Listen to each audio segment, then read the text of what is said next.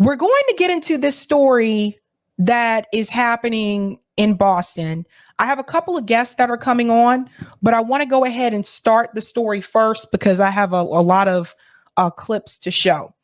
You guys know we've been talking about the migrant crisis that's happening. We've been talking about what's going on at the border, and there have been a number of cities where Governor Abbott has actually sent migrants to. It's not just Chicago, it's not just New York, it's also Boston, right? They were sent to Martha's Vineyard last year. The rich people in Martha's Vineyard got upset and said, get them out of here. Go figure.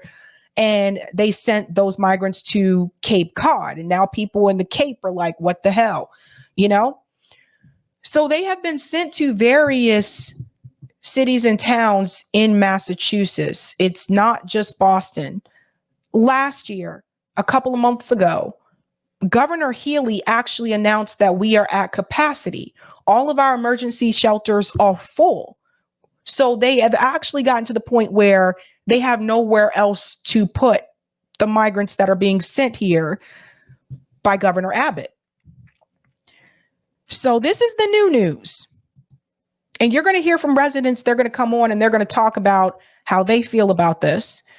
It has gotten to the point now where apparently at Logan Airport in Boston, they have actually been sheltering migrants there. We're going to get started with this clip, and then I'm going to tell you about how they are actually moving migrants into one of the recreation centers in the Roxbury neighborhood of Boston, and they are keeping the Roxbury residents out of the rec center. People are angry. People are mad. Let's go ahead and get into this clip here. Migrant shelter inside Boston Logan's International Airport. Listen to this. Tonight, dozens of migrants are sheltering inside Boston's Logan Airport. Families, many with young kids, sleeping on blankets, pillows, and benches in the airport's Terminal E.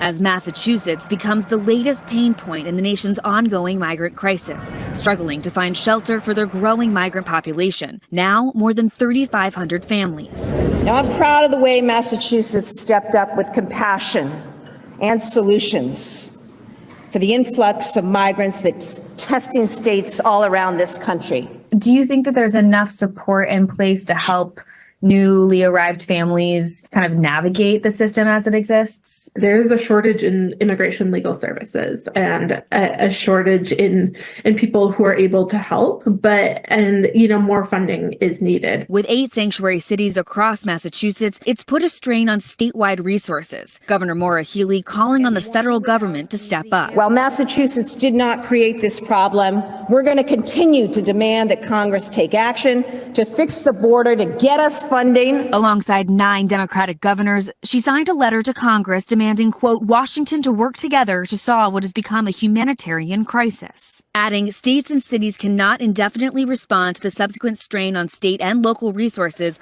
without congressional action.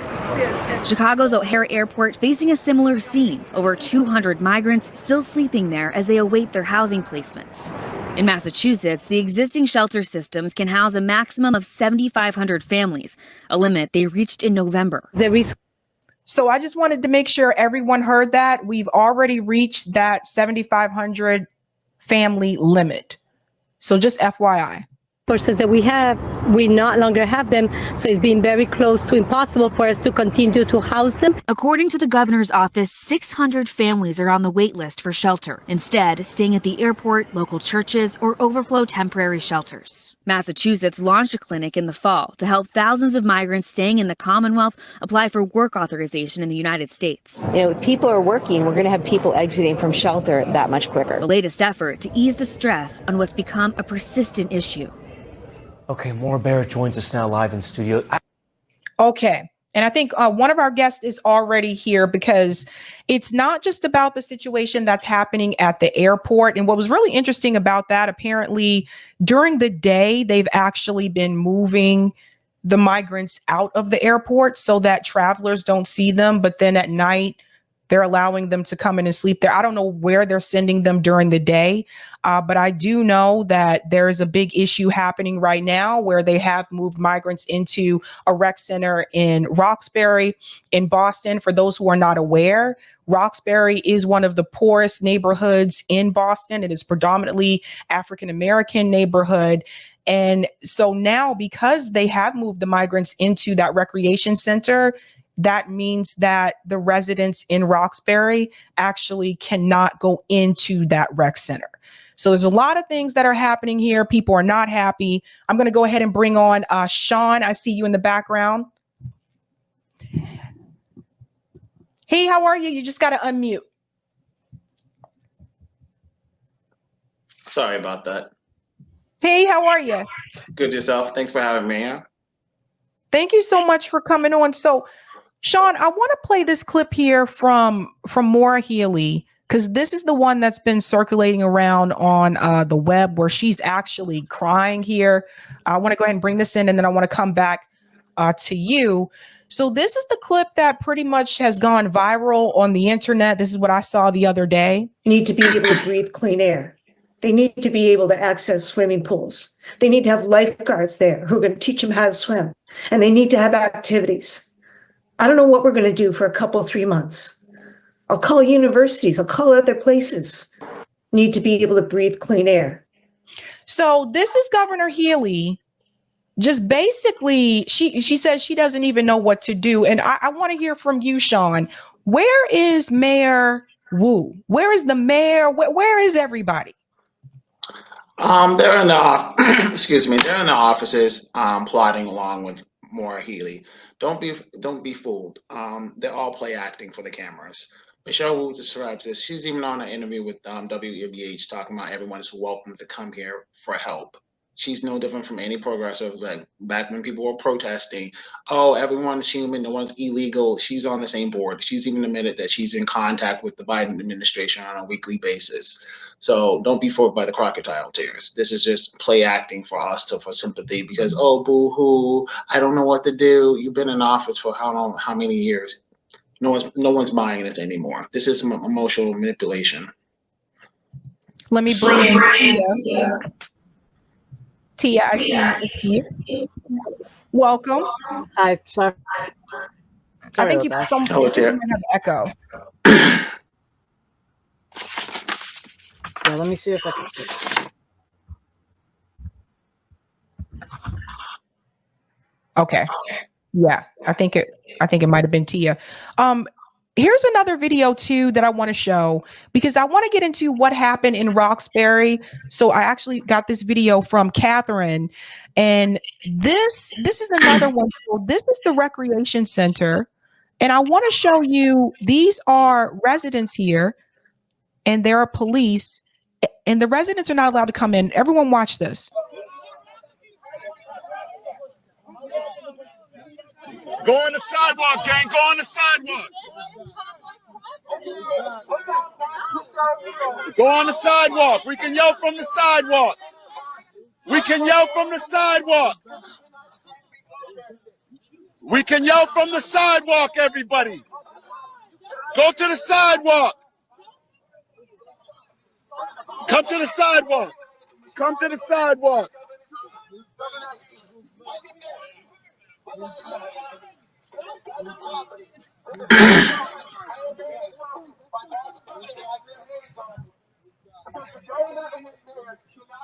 So, Sean, the police are escorting them away.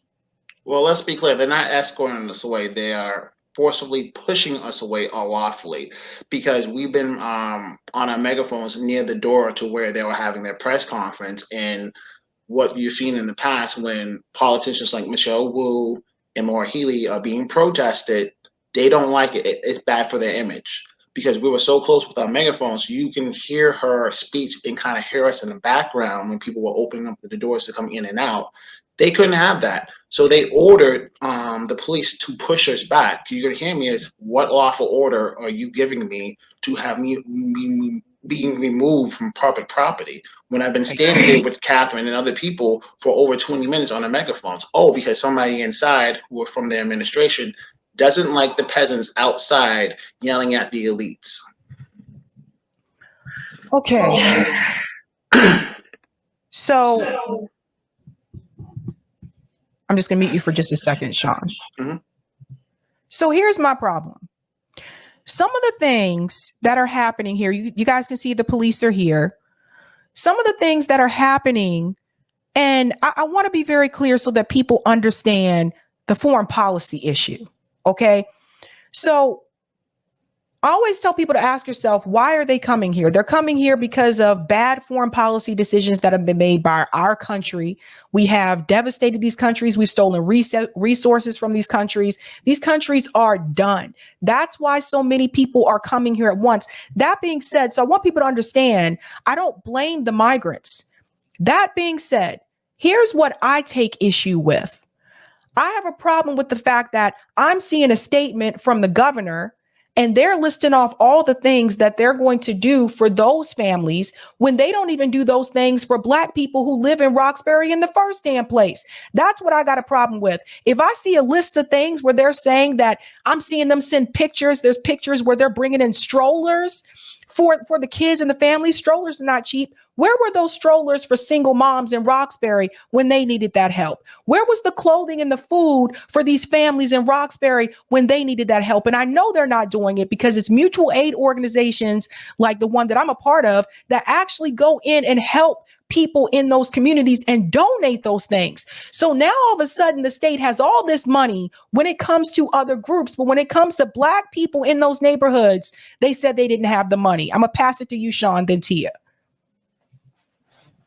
You're exactly right. When these migrants came in, these illegals came in, they seem to have all this money to take care of them. Free healthcare, housing, clothing, food, SNAP, everything that we taxpayers, we bust our behinds to go to work for, we can't even get. I was saying, like, if I was a penny over a program's, being poverty, oh, you can't be accepted to this program. You make too much. But yet you have someone come across the border, they're first in line. You get bumped off in the back. It's completely insanity. And I always say that the only reason why they're catering to them is because they're here to replace us as the new voter, the new workers. That's why they're catering to them. That is just really all it is. And as soon as because right now, Boston City Council is plotting to give non-citizens the right to vote in local elections. So that means is our voices as Black people are going to be diminished. They're going to be going to them from now on for the vote. They're going to be making these promises to them because guess what? You're not going to be promised citizenship. They're going to be dangling it over their heads. Oh, if the Republicans get into power, you're going to be deported. So they have something now over their heads. If I say, oh, you have to vote for us Democrats because we're going to protect you. We're going to protect you. We're going to give you your needs. The same kind of pandering stuff that they do every election year for us Black folks, education, job care, and all this stuff they never deliver on. They're not going to be promising that to them. Plus, on top of that, we're going to keep you in the country. We're going to keep giving you all this free stuff because we can't let the other side win. Because if not, they're going to kick you out. We're now becoming second-class citizens. Tia, I want to bring you in here too because if it's not for gentrification, which has pushed a lot of people out of these communities, now it's this issue. I want to go ahead. You'll have to unmute Tia and get your take on this because they can't even go into the recreation center. Yeah, it's basically like it's kind of similar to what was happening kind of like with kind of like our community center. It's basically kind of like they are intending on basically, it's not an accident that they basically chose to take over kind of like the Molina Cass recreational complex to use for their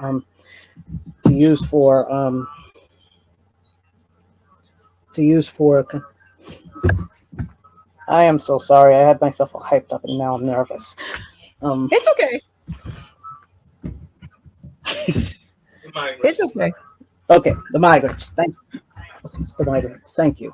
Okay, for the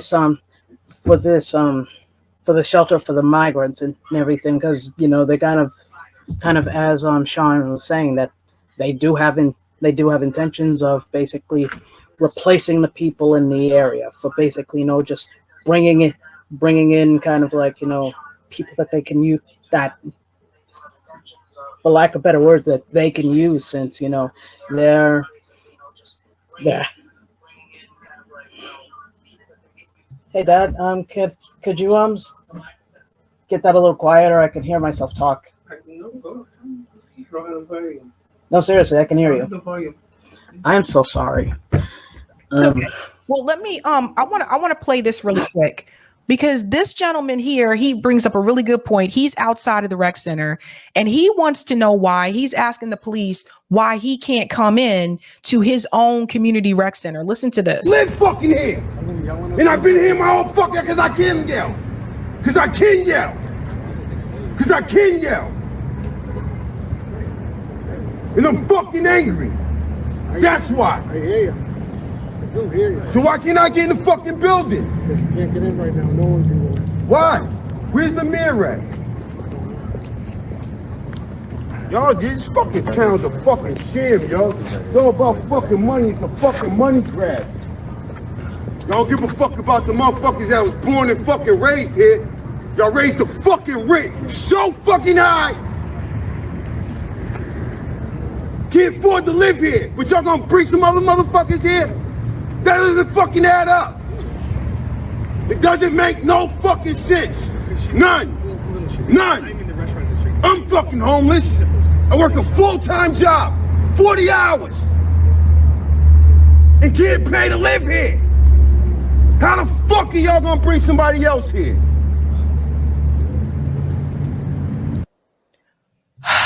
I understand his frustration because, and I want to say hello to Catherine. Catherine just came in. I understand his frustration because this is ridiculous. This is absolutely ridiculous. Look, a lot of people are struggling just to pay rent here in Boston. And from what I read, I saw that they're giving them baby strollers, food. In cities like Chicago, they're giving out food stamps. And for people who come to me and say, well, no, they don't even have a social security number. That's not true. Yes, they do. You can look this up for yourself. They're giving them social security numbers. They're giving them things. You got people in Boston that can't even get food stamps. But all of a sudden now they have this for everybody else. Then the other thing that drives me crazy, and I'll go to you, Catherine. Why did they bring them into the recreation center, into Roxbury, which is one of the poorest neighborhoods in Boston, predominantly Black neighborhood? I don't see them bringing them into the white neighborhoods. I don't see them bringing them into the recreation center in Back Bay. I don't see them bringing them into the schools in Newton, and the teachers in Newton are on strike. They're not bringing them to Wellesley. They're not taking them to Brookline. Why is that? Catherine, I'm going to bring you in. Hi. First of all, I'm so sorry for being late. I underestimated how long I was going to be at the last thing that I was at. Yeah, it's ridiculous. I, for one, as I was telling people throughout my whole campaign for city council that me and Sean were running for last year, I have Section 8. So I wouldn't even be able to afford to live here if I didn't have Section 8. And, I mean, even with an income, nobody's surviving here, even on one income. And these people are just getting handed everything. They have shiny new food stamp cards, mass health cards, doctor's appointments. They're actually, I saw a hotel shuttle driving them to doctor's appointments.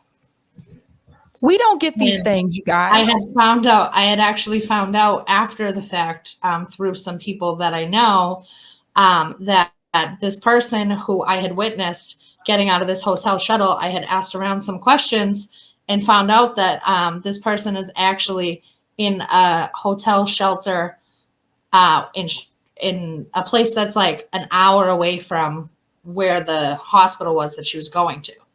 So the government is paying shuttle services to drive these people around also. And I saw that same picture of the baby strollers. There were like 12 boxes of like $200 stroller, like nice strollers. And I mean, when I had both of my kids, I think, I was going to some nonprofit program and getting like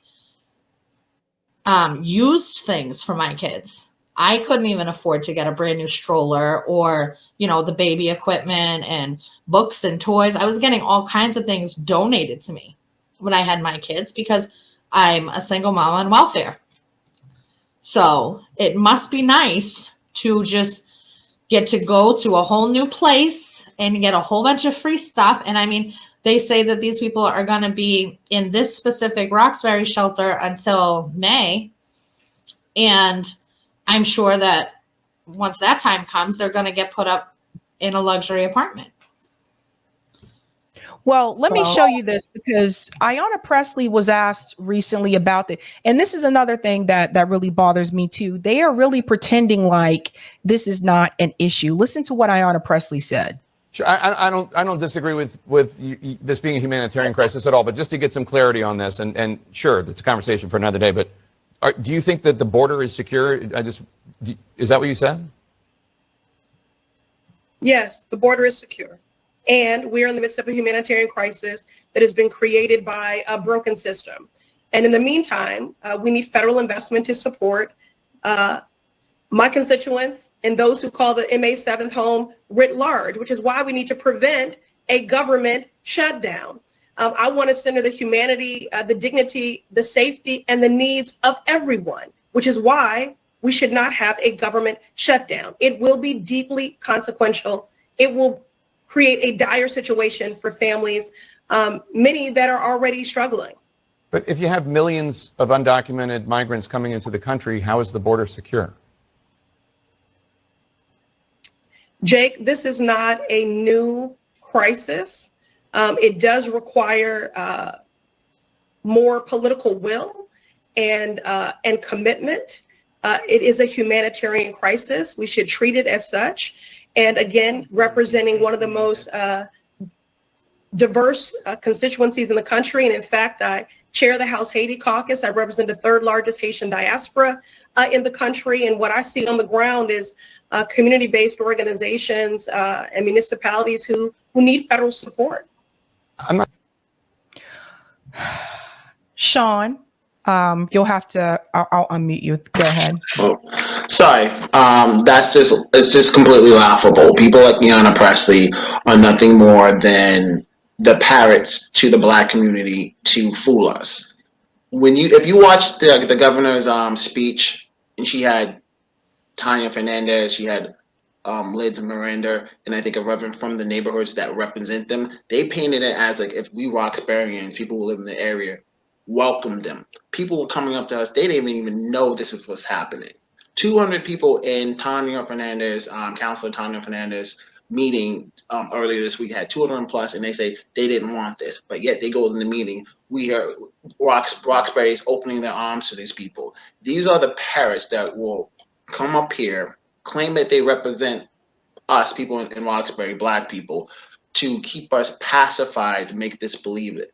There were so many people driving by that day, honking their horns, coming by. As me and Catherine was finished, this woman came up so loud. Are you the protesters? We can't be having this. Are you going to be out here Friday? That's not true. They just lied on camera saying that we welcome these people. No, you blindsided us because they know, because this is such a poor neighborhood and we just kind of like bury our heads. We can have drug dealers, we can have gangbanging, and we'll still live here and not really complain. Only a few of us would do it because they know they can get away with it. You know why that's not in the white neighborhoods? Because they will rally and kick them out because this is where their money comes from. Because remember, last year when Ron DeSantis sent 50 migrants to Moss and Vineyard, they were whining and crying within the first day, and that was 50. You have more than enough homes to go do this. These white liberals, these progressive, love the virtue signal. Oh, everyone's welcome here. No one's is illegal. But yet when it comes to go put your money where your mouth is, oh, we can't handle it. I don't have enough space. It's all these excuses because they know they can dump it here. And I'm gonna have to say it. These house Negroes will lie to our faces. These so-called leaders will sit there, pacify us, tell the whole world we're welcome in arms. I was looking at that meeting. I cannot believe that we vote for these people, and they're obviously not here to work for us. Their body language is telling you're telling a lie to Roxbury. We're gonna swallow it up. And guess what? If me and Catherine don't go down there with our friends to go protest, this is going to be swept right under the rug until they're ready to move these people out, probably in a year or two.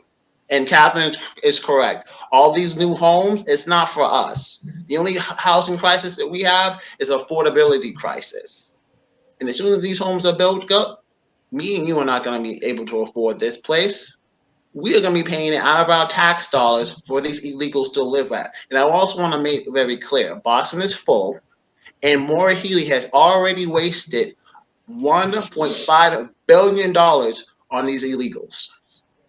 And then we're getting services cut for the people of Massachusetts. And on top of that, she slapped us in the face by giving her cabinet $15,000 raises. Federal aid will... No, go ahead. I'm sorry. This is the other thing I want to say too, because I mean, people who are familiar with the show know, again, my issue is not with the migrants. They wouldn't be even coming here if it wasn't for the foreign policy decisions that our U.S. government made. My problem is that when we ask for these things to be given to the people who actually lived in those communities, the response is always, we don't have the funding or we don't have enough funds. And to be clear for people who are not aware, this didn't just happen under Maura Healey. This also happened under Governor Baker, who was a Republican. So it's not even a Democrat-Republican issue anymore. It's just so the fact that now the numbers have increased to the point where we just don't have any more room. We don't have the space. And we have Mayor Wu. She's the mayor of Boston. Listen to what she said. So at one point she was pushing back on this, but apparently she got in line. Listen to this. We need to continue pressure on the federal government. Tomorrow I'm in DC. As part of that, as part of the visit, I'm spending some time with Secretary Mayorkas of the Department of Homeland Security to echo the governor's call for more resources and updates on the bigger picture, because we saw the chart that the state presented on that Friday Zoom to community of, at first, it took 5 months for 1,000 new residents to come to the Commonwealth, and then it was 2 months for the next 1,000 residents, and then it was a month for the next 1,000 residents, and that pace doesn't show any signs of letting up. We need... Hold on, let me address something really quick. From Ninja, Sabby, I agree the U.S. needs to take care of U.S. folk, but you showcasing a lot of ignorant hate right now. I don't know if you know how to listen or open your ears, because I've made it very clear my problem is not with the migrants. My problem is the fact that our government is choosing to do things for them that they will not do for poor Black people in those damn neighborhoods. And you don't live here. And I want to make something very clear. You don't know what it's like to be pushed out. How many neighborhoods, and Tia can attest to this as well, how many neighborhoods have Black people been pushed out of Boston just because of gentrification alone? And now you have this issue. So no, we should not be pushed to the bottom of the list every damn time. I get tired of it. If your feelings are hurt, Ninja, you go home and cry, okay? You ain't got to stick around here. You go home and cry. It's really easy. It's really interesting to me when people who do not deal with this at all, for the people like Michelle Wu and Governor Healey, who made the statements and saying, we got to get the kids into the schools. Did they sit down and talk to the teachers that teach at the schools at Roxbury and ask them if they have the bandwidth to take on more students? These schools are under-resourced and underfunded. And you guys wonder why people are leaving the teaching profession. Roxbury is not a rich area. It is not an upper middle class area. It is a poor neighborhood in this city where people have been marginalized.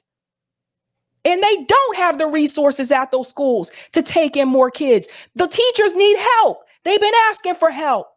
Did they ask anybody? No, they didn't ask anybody. So go somewhere. Sorry, Sean. T is familiar with it. Let me bring back in Catherine here. So that was the statement from Mayor Michelle Wu. This issue with the rec center, T, I want to bring you back in because you actually had another issue at Bromley Heath, which is now the Mildred Healey complex. the city tore down your rec center. And so here we go again. And I said this before, I'm sorry. I get tired of people saying these kids need to find something to do. Then you tear down the rec centers in the damn communities. Now you got a rec center in Roxbury and the kids can't use the center. What do you want these kids to do? Then you got the police going around in the neighborhoods, harassing the kids and asking them where you think you're going, why you're not at home. Go ahead, Tia. I think you kind of did my job, Sabby, but anyway, yeah, basically that was kind of the thing that happened here over at Bromley Heath, now known as the Mildred C. Healey.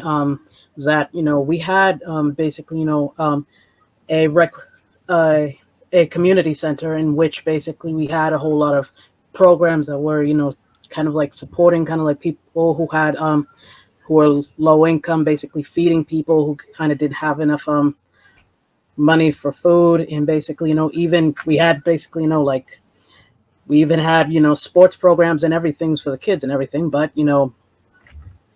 everything changed when the Boston Housing Authority attacked, basically took everything over, made it where, the residents couldn't basically get access to the resources or basically to even use the community center, and then basically just tore it down. I mean, right now it's basically a hole with basically a bunch of beams in it right now. And kind of like when I was looking over the article talking about so like the fact that they're using the Cass Recreation Center as kind of like as a shelter and everything, and how they've taken away basically the ability for like kids to basically do their athletic programs and everything, and is transferring everything over to the Reggie Lewis Center, which anyone who's been by the Reggie Lewis Center know that it's constantly busy. So it's like you're taking all of the programs over here and saying, oh well, they'll probably get 30 minutes or something squaz into the Reggie Lewis. No big, but that's just going to make it where kind of like that the kids of Roxbury and all of the close by areas are now going to have to compete with kind of like the high schoolers, the colleges, the athletes that come from basically outside of the city and all that other stuff. It's like kind of like we're full. Pastor John Wheeler said, don't forget, Sabby, they closed half of our middle schools. These are the things that people don't see. And you mentioned the kids. So this is one of the things. There were signs outside that said Boston is full. Our kids come last. Why? Because the reality is now they can't use the recreation. So you'll see here, this is someone who is anti Michelle Wu, said the Boston United Track and Cross Country Club, picture below, is one of several groups that no longer has a place to meet because Massachusetts Governor Healey and Mayor Wu decided that housing illegal immigrants inside their rec center was more important. So these kids, where are they supposed to go? It just, this is the thing that really bothers me. And guys, like I said, this is not just a Boston issue. Chicago, New York. I just saw an article that said Detroit now. So the thing is that, again, I want to say this again. My issue is not with the migrants. My issue is the fact that we have people in these poor and low income neighborhoods that are now being even more disenfranchised and being pushed out because of these decisions. And this is not right. And I don't know what Maura Healey's going to do. She's doing her crying. But there's this too I want to show you guys, because I don't know if you saw this, because I had to have some words with Mario earlier because he was lying. I wanted to correct this, but Walgreens is now closing another location also in Roxbury. So what people don't understand is Roxbury is not readily accessible in reference to public transportation. It is not one of the neighborhoods that has a lot of different T stops. That's what we call the subway here, the T. So when Walgreens, when all of those pharmacies, when they start to close, now you're talking about some people from Roxbury now got to try to get on a bus to go 2 towns or whatever, 2 neighborhoods, whatever, over just to pick up subscription, right? So what Mario stated earlier, he tried to say Walgreens stores closed due to crime in minority neighborhoods is racial discrimination. First of all, that's not why the Walgreens is closing. Walgreens actually made a statement that they are closing 150 locations in the country by the end of August 2024. But again, when these things happen, who do they usually hit first? They usually close in the low income and poor Black and brown neighborhoods. So that's why I want people to understand, like, there's a lot of things that are happening in Roxbury. There's the Walgreens situation, but more so now people are being pushed out of where people can't even go into their own rec center. Like, this isn't right. And like I said, if this is about resources, you guys all know that there are several neighborhoods and towns in this area that have a lot more resources and have the money, and they don't even dare ask people in Newton or Brookline, can we bring them here? But they just walk all over. They walk all over people in Roxbury and Dorchester and Mattapan as if they don't matter. I'll pass it to you, Catherine. So I just wanted to bring up something from a conversation that I was having earlier with somebody. The immigrants that are coming in right now, as far as I know, are from Haiti, or at least most of them.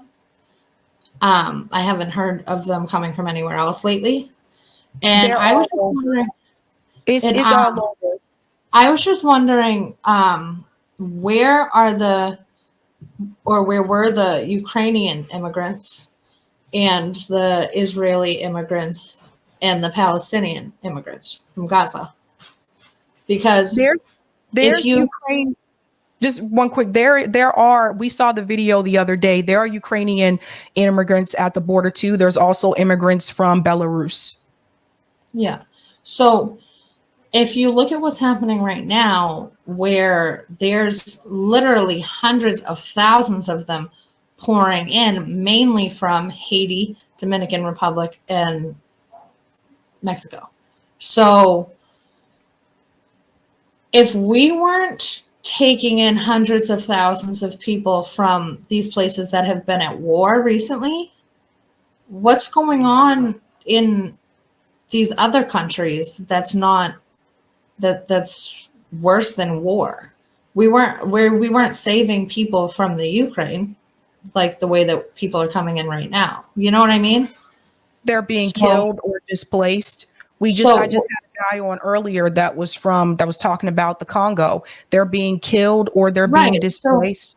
But that's what I'm saying. So you would think that when these wars started or when the attacks were going on in these places, that we would have had a huge influx of migrants then, because we would have been like saving people, right?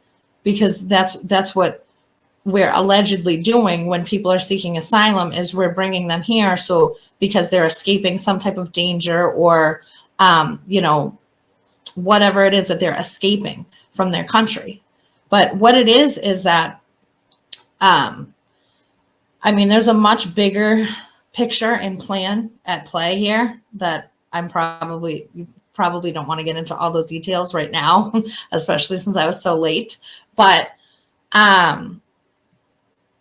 it's essentially seeming like we are, like, this is a transaction, like we are buying people, because America, in these cities, the government needs to cram in as many people as possible, because it's like supply and demand, right? The supply, like the product, is housing. The government is profiting off of this housing. To be able to sell the supply, you need to create the demand.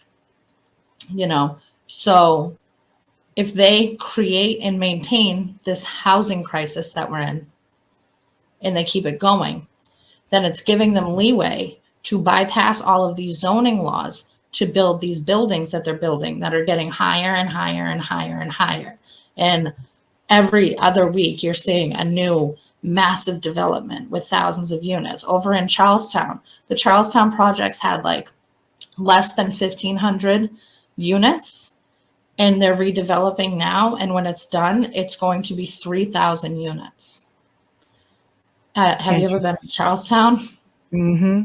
Charlestown cannot handle another, that's an extra 1,500 units. So that's likely an extra 3,000 people.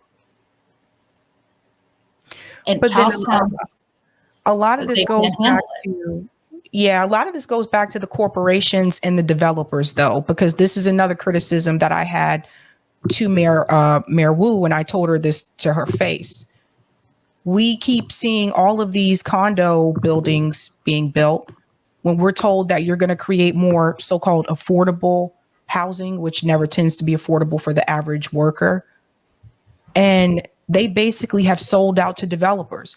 Mayor Wu has sold out to developers. Maura Healey has sold out to developers. Maura Healey sold out to a couple other things too, not just developers, but that's basically who they're catering to. And if you think about all the strikes, all the labor strikes that we've had in this country in the past, I say 2 years, and then you got the UAW, the big one or whatever. Remember when some of those strikes happened, who did they bring in to replace the workers that were on strike? They brought in people who were, I hate saying illegal, but they brought in people, some of the people who were migrants to come in and do those jobs because the US workers, American workers were demanding more. So what some people are starting to ask, is this a way for them to get cheaper labor? Which again, brings it all back to, I was like, try to bring it back to capitalism. There is no ethical consumption that's done under capitalism. And under capitalism, there is always a group that is exploited. And so however they can get cheaper labor, it seems like that's what they're trying to do. But I've seen so many different videos. One of the videos I saw, there was a guy, just a regular white dude, who was basically being paid. They watched him just hand people off at the border, took money, and then walked off. So it's almost like, notice Joe Biden is not really addressing this. He keeps saying, well, it's because of the Republicans and that's why I can't do anything. No, like, this is crazy. If governors and mayors, and Eric Adams in New York City has also hit back with Joe Biden, if they've contacted you multiple times and they said, listen, we need some help, and you're just ignoring them, what is happening here? So there's so many like things that I want to say about everything that you're saying. I always say there's never enough time to talk about all the things that need to be talked about. So the developers and the corporations and the government are all the same people, right? Mm.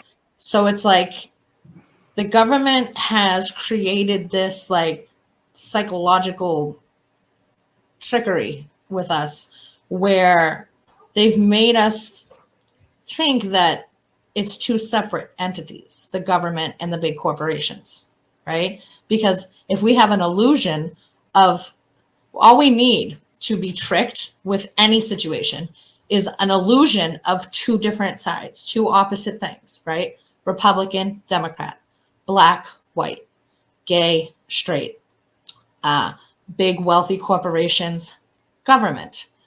But we just need to believe that there's two sides and we're going to pick one, right? And by doing that, first of all, that creates the division amongst the people. Because if I tell you that I'm a Trump supporter and you are somebody who thinks that every Trump supporter is racist, then you probably don't want to talk to me because you think that I'm racist. Or if you tell me, you know, vice versa, you tell me you're a Joe Biden supporter and I don't like Joe Biden supporters, so I don't want to talk to you. And we're forever at odds with each other because we disagree on a couple of things. So we just assume that we agree on nothing and look the other way, don't bother finding common ground with each other. And that's the best technique to gain control over a massive amount of people is divide and conquer. Because if we're constantly fighting with each other, we're not paying attention to what they're doing, right? So I think that the corporations and the developers and the government are all the same people. And this is just an illusion that we're made to believe that the government is fighting against the big corporations. The government when these developers come in and they're giving proposals for 6-unit building, City Hall's telling them that's too small. Like, we're not going to get enough revenue on that. We need it to be at least 31 units or something ridiculous. That's what's happening. Developers are actually getting turned down because the projects aren't big enough. So, and the bigger buildings are causing a huge problem. Our infrastructure cannot handle these bigger buildings. And there's not enough parking. You know, they even have, like, Boston has a pilot program where newer apartment buildings that are going to be built they won't give people parking permit stickers. So essentially, and they don't have a parking garage. So essentially, if you're going to live here, you can't have a car. Nope. You know, so, and I mean, that's all part of the plan is for us to not have cars. And have you ever heard of a 15-minute city? I don't think so. So a 15-minute city is it's this concept where, like, all of the big cities in the world, this is like a global effort. All of the big cities in the world are supposed to be converted into smaller 15-minute cities come like 2030. So what it is that, like, everything that you could ever possibly need in life is within 15 minutes of your home. So, and you see it happening now. You see these big buildings that go up. They have a grocery store underneath. They have a gym in the building. They have a conference room. They have a function room. They have a clothing store underneath. They have a Starbucks, a Target. You know, all of these things are right there. And then you have a park at the corner, playground, running track, and literally everything that you could ever possibly need. And you're working in one of those businesses that's on the ground floor or something, you know, or you're working remotely from home. So because, you know, the pandemic taught us that pretty much anything can be done remotely from home, right? So it's conditioned us to, like, be okay with everything being on a screen and us just sitting at home. And it's basically like the gradual conditioning of putting us into this small place where we don't own vehicles and we're not traveling, and we're perfectly content with that because everything's just so convenient. It's like trading freedom for convenience. Kendall Square in Cambridge looks like that now. Yes. Where they took away most of the parking and everything's just kind of like right there. And that's what Kendall Square looks like now. And we also have buildings like that in Chinatown. And we have, like, subtle buildings like that in Dorchester. And they're going up in Southie, Roxbury. And they're going to be up all over the place. And this is like, it's like when you see pictures of, like, Tokyo in Japan, Shanghai, where they have those, like, ridiculously high buildings and just, like, full of windows. And there's, like, thousands of units in all of these buildings. And, you know, you look at the streets and it's just all people, like, no cars, you know, like, you think like New York City type, or like when you see Tokyo, it's just like so many people that the cars can't even drive down the roads. It's like that because the goal is to have 0 privately owned vehicles for regular people come 2030. I can see that. I can see that happening. And that's what the climate crisis is about. The climate crisis is not real.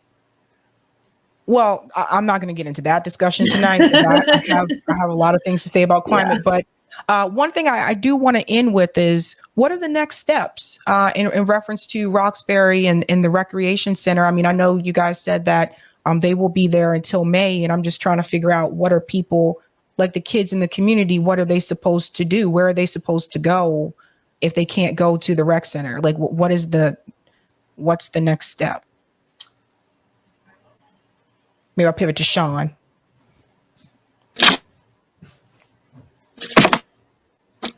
Sorry. The next up, that's going to be on the parents. That's going to be on the community to get on the behinds of the city council and the mayor and really vocal for their voices. Those illegals should not be there. And just a quick comment to the person that brought up like that was hate. This is what they do. They create this. Oh well, you can't speak the truth because you're being hateful. No one says we hate the illegals.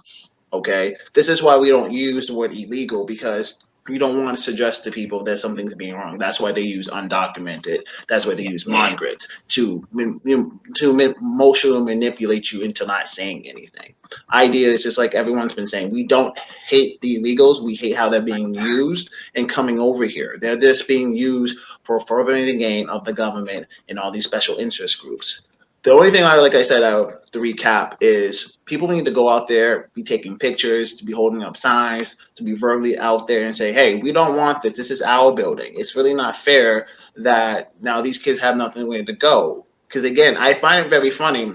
Mayor Wu, Maura Healey, they read off the same script talking about, well, our kids are the future. We need to provide for them. And you just took something away from them, especially for those from the inner city. Because I'm going to tell you what's going to happen with those boys and those girls. They're going to be running the streets. They're going to be doing dumbass stuff. They can get caught up in trying to impress their friends. Just like over the summer, we saw all these kids running around causing all kind of chaos, and they're not going to get punished for it. And then again, we're going to have a complete mess. We're going backwards.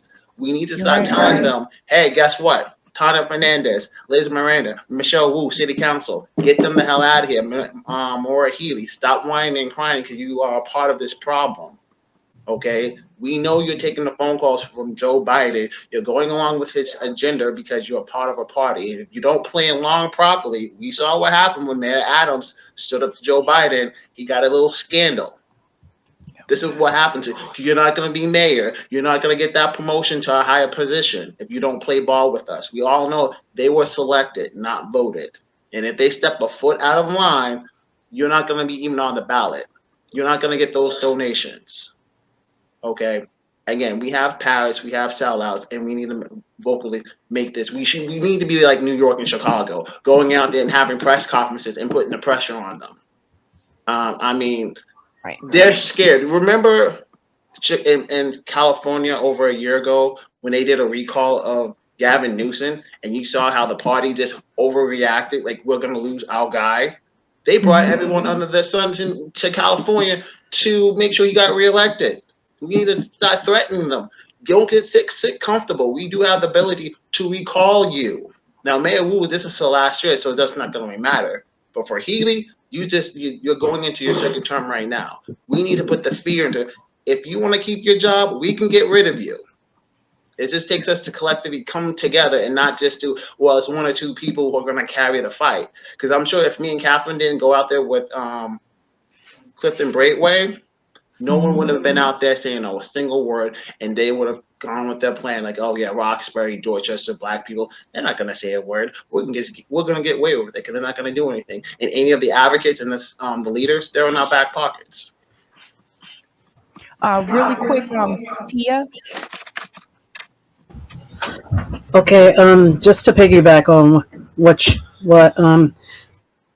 what everybody was saying, like, yeah, one of the things that's kind of like most disgusting about the whole thing is kind of like how, the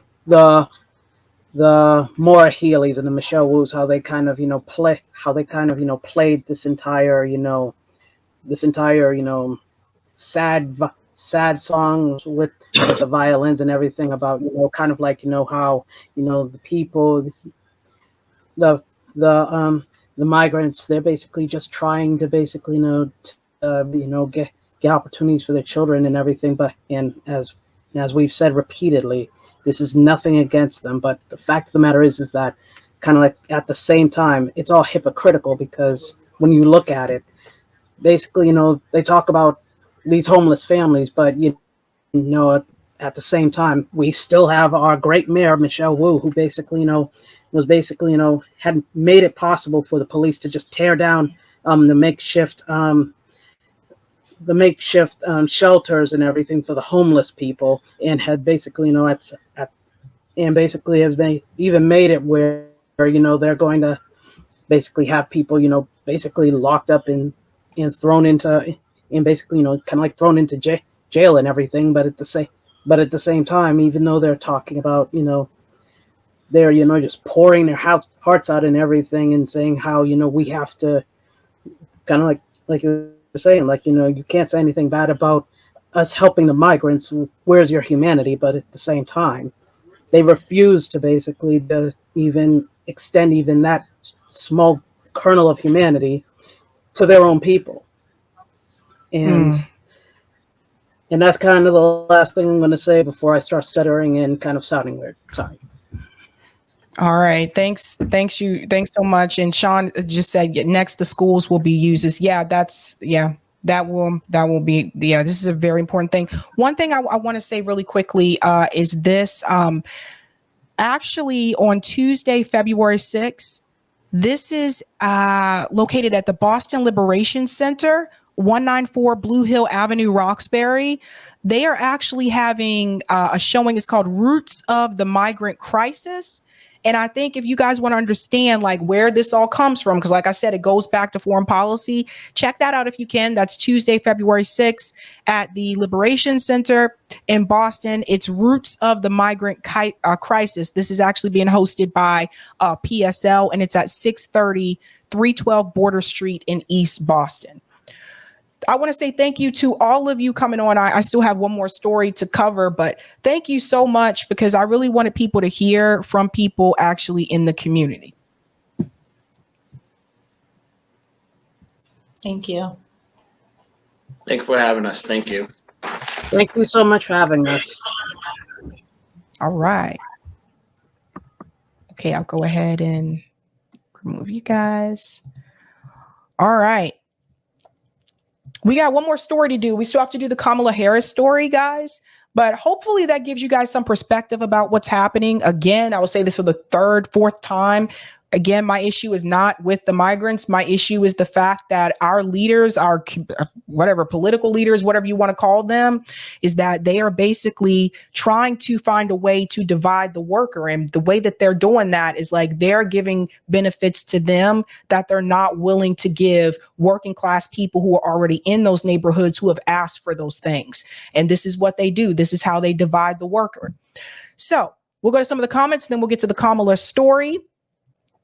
Thank you, P. Smith. The feds pay for buses for migrants from El Paso. It's interesting. I haven't heard about that. JB says, yeah, the problem isn't that undocumented immigrants getting it. The problem is that they're not giving it to poor citizens as well. This creates resentment among us poor citizens. It divides. Exactly. Thank you, Thomas. Naomi Klein wrote The Shock Doctrine in 2007, explaining the scam. It's a deliberate crisis so that capital can dictate the terms of the solution. Interesting. Thank you. Where's the love? Black folks, adjust your W-4 and get your passports. It's time for the Democrats to lose their seats, especially the CBC, the Congressional Black Caucus. The CBC is weak and they have sold us out. Thank you, Roger. Boston CBI and Massachusetts CBI, one must be a U.S. citizen to vote. I think that's still how it is here, though, Roger. Thank you for the super chat. Blue Moon Red Wine. Martha's Vineyard is a great place for immigrants, lots of construction jobs. They were actually there were migrants that were sent to Martha's Vineyard, and then the rich white people complained. And so the governor sent them to the Cape. Thank you, Soccer. I went through Roxbury in 2005 as an immigrant from Pakistan. I hadn't seen places as run down in Karachi, Pakistan, as I saw in Roxbury. It's criminal. Thank you, Roger, for this one as well. Boston CBI, Massachusetts CBI outlaw real estate speculation and private equity of owning housing. And thank you, Sir Bikesalot Day. The 15-minute city was coined by Paris mayor who removed car lanes during the pandemic. This was a response to out of control smog levels and to keep people active. Claus got a hold of it. Thank you for that, Sir Bikesalot.